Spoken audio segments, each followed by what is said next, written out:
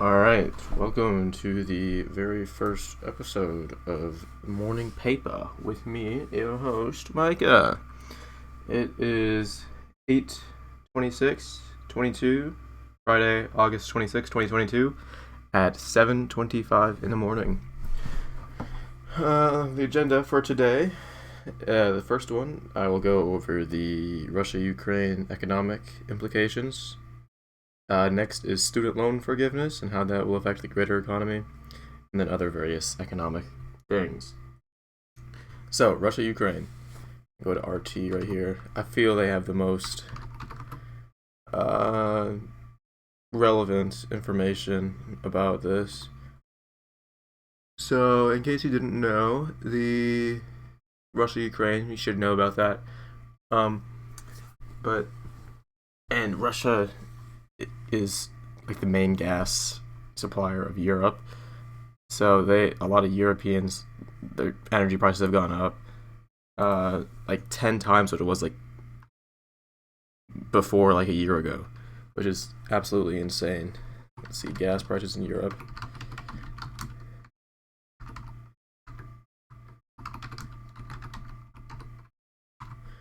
Um, you can see the historical data for this. Look at this. Isn't this crazy? This is just this year. Let's zoom out. We can go 10 years. Here's a 10-year graph. Right now it's at 315. You can see in 2014 it was like 2010 maybe. It's just gone up insanely. So that's the EU natural gas, and so that's 10 times. So imagine you were paying 500 before, and now you're just paying 5,000 to heat your home, which is insane. 4,500 euros dollars a month. Also, the euro and the dollar are equal. This is absolutely insane. It has never really been like this before. Which means, Americans going out to Europe, having a good time, whatever. But for Europe, Europe's economy is just in the trash right now. Just absolutely in the trash. Also, grain. I don't eat grain, but a lot of people do.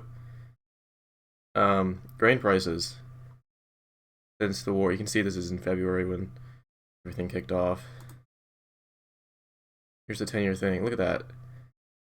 And Russia, if you didn't know, is actually the largest. You hear about Ukraine a lot being like the fourth largest or whatever. Russia's the largest, but they normally ship to not America. They normally ship to maybe Europe, but Europe can also produce some of their own, so it's not going to be a big a deal as the gas is, because there's like no gas in Europe except for Norway, but they don't really produce much either. So this is going to keep going up, especially in the winter. It's only August right now, and they had a heat wave in the summer, but European heat waves aren't that bad compared to America. But yeah, I think America will be fine because of the war, but I don't think Europe will. Something's gonna happen in Europe. They might stop giving aid to the Ukraine. So yeah. Also, the Zaporozhye nuclear power plant. It was being shelled by Ukraine, but people say it's from Russia, but that doesn't make a whole lot of sense if you think about it, even just a little bit. Because why would they shell their own power plant that they control from a town they also control? Doesn't make a lot of sense. Um, Seems like a false flag. Here it is. Um, so yeah, and there was a power outage too because of the shelling and the fires, and the Kherson region was without power for a little bit. I think they still are actually. Um, yeah, the city of Energodar, which is south of Zaporozhye itself, but it's in the oblast. You can see.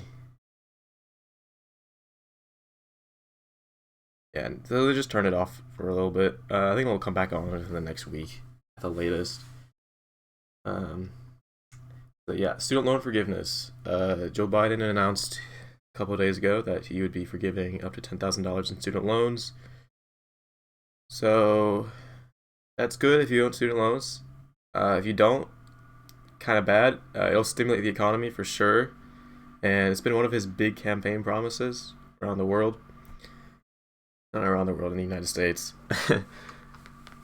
So yeah, he's been promising that. He did sort of do it, um, but a lot of people have a lot more than $10,000 in student loans. I think I saw somewhere the average was like 12,000, and a lot of people obviously have more.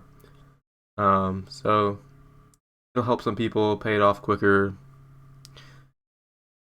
But I think the Fed owns a loan, so it's not like creating any more money. They're not like paying anybody. They're just kind of doing their thing. They're kind of like not making you pay it back. So I don't think it's gonna have that big of an effect on the economy. It's gonna stimulate it a little bit when they don't have to make those however many $100 a month payments.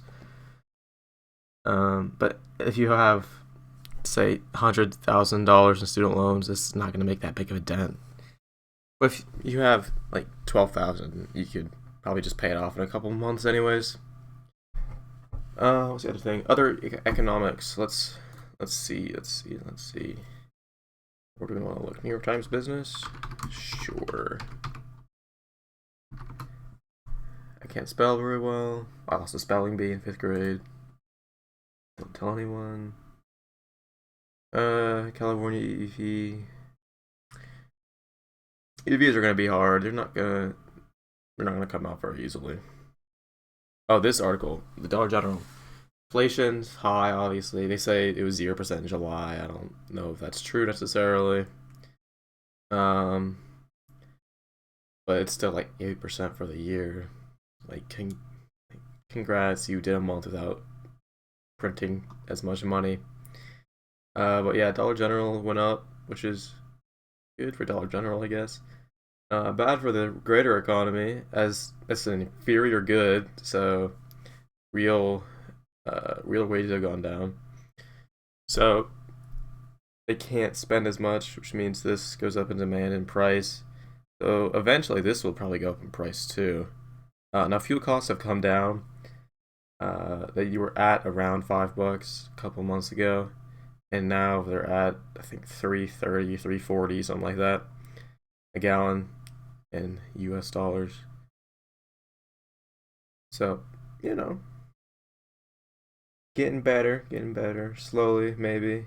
We'll see how this winter comes, especially for Europe. Europe's not gonna have a fun winter. Can guarantee that. There might be a lot of protests. Not necessarily in America. America's pretty removed, pretty self-sustainable. We get our gas from Canada mainly, and we produce a lot in Alaska.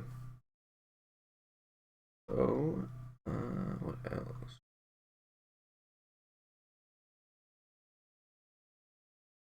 This story doesn't make a lot of sense. It said growth continued. I think that was um, median income increased, I think, which makes sense, but I don't think real if you count inflation.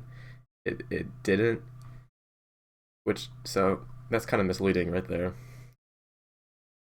Peloton's struggling, yeah. Peloton's kind of old news. It's like millennial stuff. Millennials are kind of old now. Gotta get with the program, guys. Uh, yeah. So general stock market. Let's see.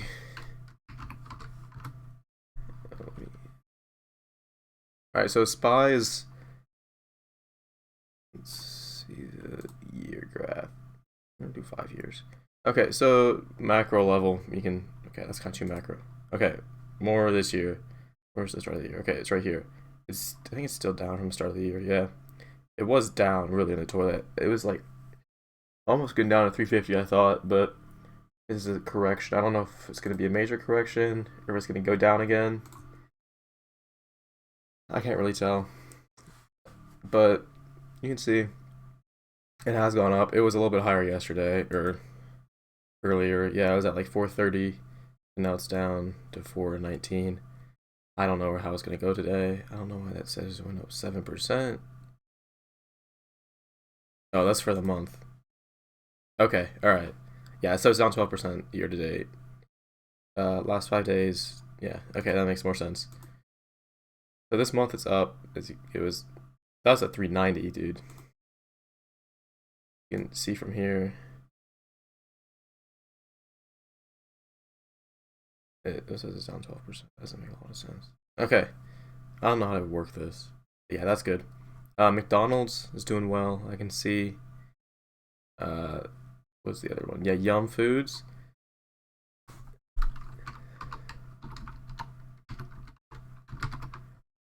Oh, I can't spell still.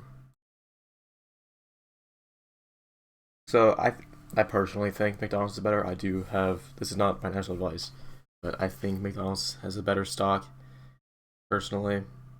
Um, yeah, it's just a more robust company. You hear about good franchising, you think of McDonald's because they were the first one to really do it, and they're pretty good.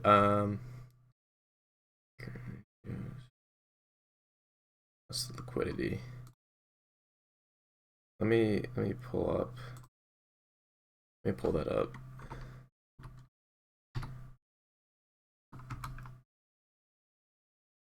Let me pull up Oh, that's not what I wanted.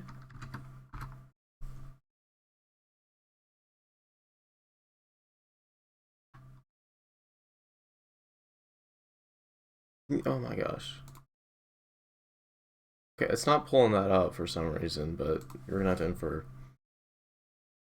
The last 5 years for McDonald's, pretty solid growth. All time, you can see pretty good growth, and their PE is pretty high. However, um, it's a good company. They're very solid. They have thousands and thousands of locations nationwide. Um, I can't.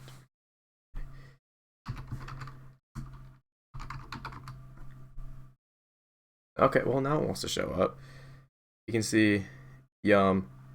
It's kind of struggling over here. You can see it's not. It's been pretty stagnant for the past. How long is that? 2 years really since the pandemic. It's gone up maybe nine, not that much, maybe 20%. Whereas McDonald's took a hit. I don't know why they took a hit. That's kind of dumb. But you can see it's a lot more.